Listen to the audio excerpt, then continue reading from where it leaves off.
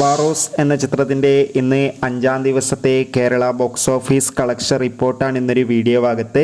വീഡിയോയിൽ മുൻപ് video like ചെയ്യുക, ചാനൽ സബ്സ്ക്രൈബ് ചെയ്യുക. ഈ വരുന്ന ഡിസംബർ മാസം ഇനിയും ധാരാളം ചിത്രങ്ങൾ അങ്ങോട്ട് OTT റിലീസ് ചെയ്യാൻ പോവുകയാണ്. ചാനൽ ഭാഗം പരിശോധിച്ചാൽ നിങ്ങൾക്ക് കാണാം.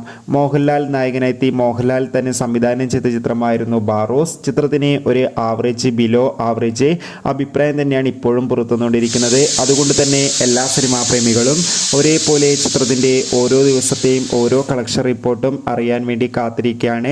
ഫൈനലി ബാറോസ് എന്ന ചിത്രത്തിൻ്റെ ഏറ്റവും പ്രധാനപ്പെട്ട കേരള ബോക്സ് ഓഫീസ് കളക്ഷൻ റിപ്പോർട്ടൊക്കെ പുറത്തുവന്നിരിക്കുകയാണ്.